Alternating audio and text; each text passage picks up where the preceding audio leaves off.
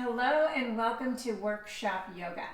Today we're going to work on Cobra Pose. This is a pose on the floor on our bellies, and I'm going to show you that. I'm also going to show you a supported Cobra Pose. So here we go. I'm all about alignment. I am not a certified Anusara yoga teacher, but I've gotten all my training there. So this is where it comes from, and I like to give credit where credit is due. But you know, when you're in Cobra, there's a few things that you can remember. One is to establish a foundation, even starting with the feet. So the toes, you want to have your big toe pressing down. You kind of want to spread your toes out a little bit. And then engage your legs. So you might even press the knees down a little bit so that your tush lifts up in the air. It's just a tiny bit. It's very, very subtle. Okay, and then the hands are going to come here right under the shoulders. And the elbows are in. They're close to your body. Before you even come up into the pose, you're going to draw the navel in. So knees are down a little bit, hips are up a little bit, and then the navel is in. And then you're going to lift your shoulders towards your ears and roll them back. And then you want your neck to be a natural extension of your back. So you could just do this. That would just be the babiest of cobras. Then if you want to go a little more, you're going to use your back muscles to lift a little higher.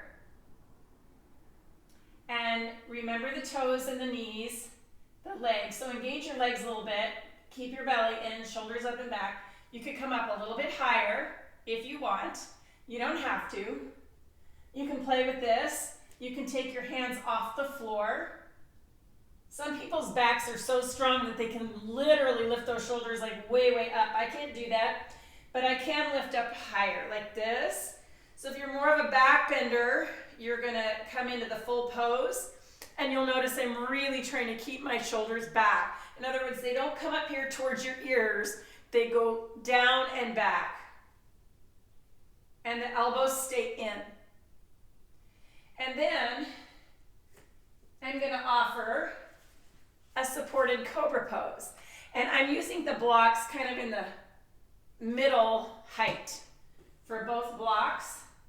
And you want to place the blocks right under the shoulders, not on the breast area, right? So you're going to take your shoulders like this, the blocks right under the shoulders like this. And again, come back to your feet, press the knees down a little bit. That's like the same action as taking your thighs back when you're in a standing pose. And then you're going to draw the navel in a little.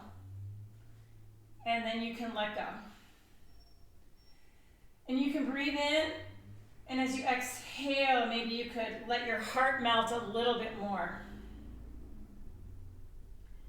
This is kind of a nice little supported back bend.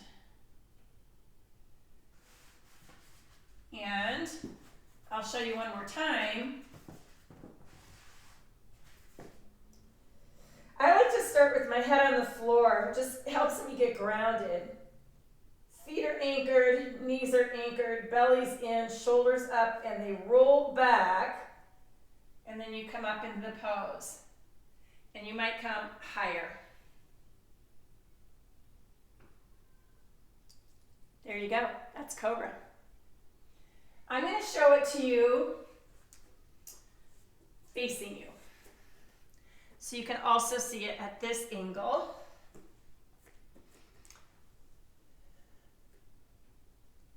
So hands under the shoulders, shoulders up and back, knees are kind of down, belly's tucked in, and here we come, Cobra. And your gaze just goes straight forward. All right. That was Cobra Pose or Bhujangasana. I hope you enjoyed it.